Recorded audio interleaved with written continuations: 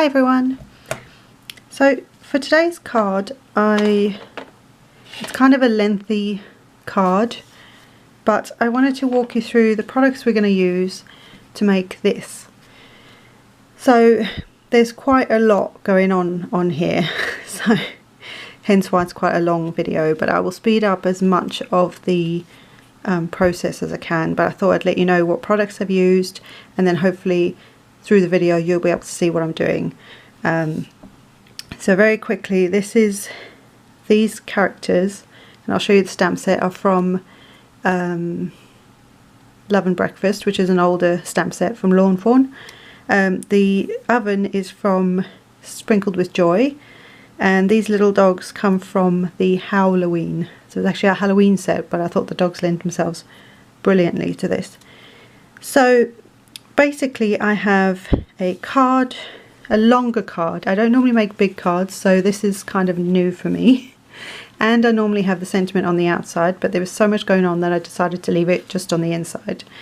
So I can't remember off the top of my head what size this is. So let me just measure it here for you. So the card base is 8 1/4. I had to slightly trim it down, so just, this is a rough guide. But if you take the measurements that I was going to do the mat, I just had some trouble with my my cupboards. So 8 1/4 by 8 inches, and then folded at 4 inches, and it gives you this longer business size or DL size card. The base here measures 1/4 inch smaller, so it should have been, well, this actually measures, what am I on, 7 7/8, but you could do it to 8 inches because you've got 8 1/4. Like I say, I had to trim it down a bit, so you know, you work with what you have. And then this measures, this background piece here goes all the way down, so the background would then be 3 3/4. And what's next? Then I had a piece of white, which is where the cupboards will sit, and that actually is this entire section here. So that will measure the same width, so 8 1/4 or 7 7/8 for me, by about, it's just a rough guide, by about 2 1/4 at a rough guess. I then have the piece here that becomes the ground, the floor, and that again is the same width by about 3/4 inch, and this piece here becomes your worktop, and that is 1/4 inch. So all of these pieces are the width of what would be your counter, you know, where your cupboards are and all that. So the cupboard doors, they were 1 inch by 1 inch and 1/4, and I actually had 5 of them. So there's the 4 there, and then for the extra one I just cut it roughly in half and had one this side and one this side.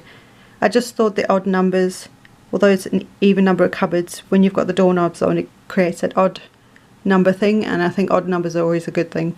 So 3 dogs instead of 2, that kind of thing. Not always, but I think it works quite well for this one. So those are the basic measurements of the card, and to get your cupboards and your worktop and your floor. So if I tell you the products now that we're going to use, or that I used. So for the okay, so for the doorknobs, I used, these are, I think these have retired now, but these were the Brights, Stampin' Up! Brights enamel dots. I think that's what they were called, or enamel elements or something like that. So this is in real red. I just thought the red against the white kind of had a bit of an 80s throwback, and I thought that was kind of cool, so you know, that's what I did.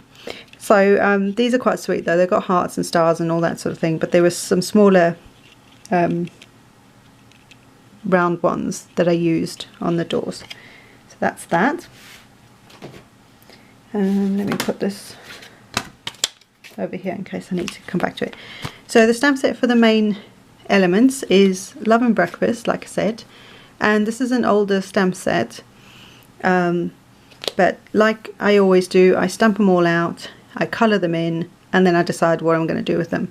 So when I've finished telling you all this, I will insert the colouring portion of the card, of the elements, and of the images, sorry, and then I will also insert after that putting together the card, but all of it will be sped up because, like I say, it did take me quite a long time. So that's the stem set, and I used the Start Every Morning with a Smile sentiment. I thought that was quite sweet.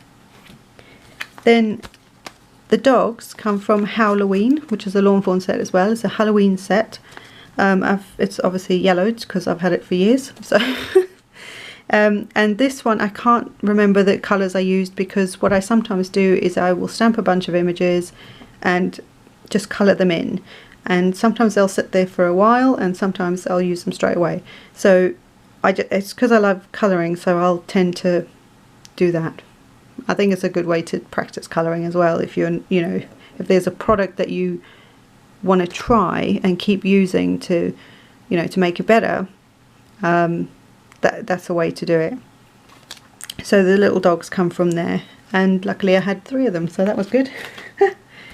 The oven, like I said, comes from Sprinkled with Joy, Lawn Fawn set, as does, I didn't mention this, but as does the tray that goes inside. I actually used, and you'll see, I used the interactive add-on for the oven, which means that it makes the door open, the oven door open, but I don't have the coordinating dies, so I just hand cut, because it's a very easy shape to cut. I just hand cut that out for the inside of the oven. And I also hadn't, I didn't show the colouring part of that, of the oven. I hadn't filmed that bit because I was trying to do too many things at once, like you do. Right, so on the oven, on the, sorry, this stamp, the dies that come with it, on the add-on part of it, there's a handle, which is this little thing here, and it does the score marks so that you can create what is a 3D handle on your oven. It also comes with a little tea towel, which actually has these really cute little, I don't know if you can see it on there, these cute little X's on the bottom that are sort of imprinted into it, and the die does that for you. And so what I did was I cut these in white, and used some Copic markers to colour the handle in, to match this part of the oven. And then for the tea towel, I used, this is, what is this one? Gingham Backdrops. It's also a Lawn Fawn stamp set, and I actually used, although it was a tiny piece, I used this bigger, it's physically bigger, but the print is smaller, gingham, and I used Stampin' Up's Poppy Parade, I think that's what it's called, and it's just a lovely colour, you know, red colour, and that's also what drew me to the red dots, for the enamel dots for the handles on the doors, because it tied that colour, oh, it tied that colour into the whole project.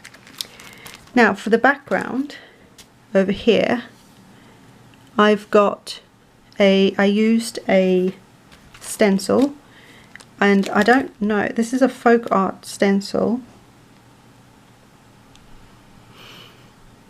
I don't know, is this the plaid one? It says plaid on it, but I don't know if that's the, I don't know if that's the name of the actual, you know, like stencils have names, but it creates this pattern. So I thought that lent itself as a nice little bit of wallpaper, if you like. And for that I used Distress Tattered Lace, and this is, it's not the, this is just a makeup brush that I bought on Amazon. It's very, the bristles are really, really soft and fine, but they're really compact, so there's like, I don't know, thousands in there, and it just makes for such a lovely, almost like a velvety feeling. But when you use it with an ink, it's so soft, and it's softer than trying to use a sponge dauber. You could use a sponge dauber, and even those little finger ones, but this I think is just a much softer look, and I thought that would work really well. You can get, there's an art, I can't think of the name now, there is an art brush that's come out, but I've just, makeup brushes work too for a lot of things. So that's that one. And then for the flooring, what I did, all these pieces were cut in white, including the background, the piece that becomes the worktop, as well as obviously the doors, the floor. It was all white, and then I coloured it in with ink. So for the floor, what I did was I used walnut stain distress ink, and just a sponge applicator, and just applied it. You'll see this in the sped up version, but this is just so you know what I'm doing. I just applied it right on the piece, that strip of paper, of cardstock, and then what I did was I inked up, this is a Tim Holtz, I don't know the name of it, but it's a wood grain effect stamp. It actually comes in a set of 2, and the other one looks like old-fashioned wallpaper. It's very cool. And I just found an edge that I thought had a smaller grain on it, because if I had this side where there's a massive knot in the wood, I don't think it would look right on such a small, narrow piece for the floor. So I just found a small edge, where there's like smaller grains of, not grains of wood, you know what I mean, like the pattern again is smaller, and I used that, and what I did was I just inked it and then stamped in the same colour, so in walnut stain again, inked the stamp and then stamped onto the already inked walnut stain card piece. If that made any sense. And then finally for the what becomes like a granite worktop, I just had that thin piece of white cardstock, and I used black soot distress ink with a sponge dauber, and just inked that up.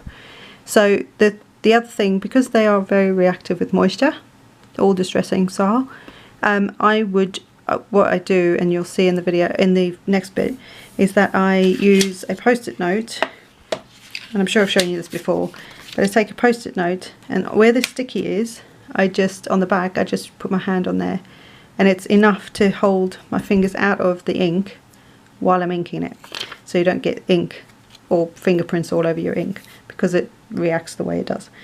And then finally for the sentiments, on the inside I use VersaFine black ink.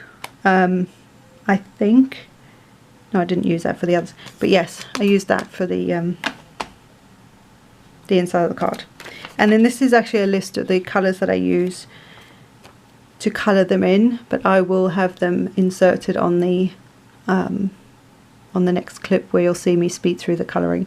So I hope, I know it's a long-winded card to do, but it was lots of fun to create, and I hope you give it a go. So I will stop talking now and I will speed through all the colouring of the images and then put the card together for you, and I hope you have a crafty day. Bye!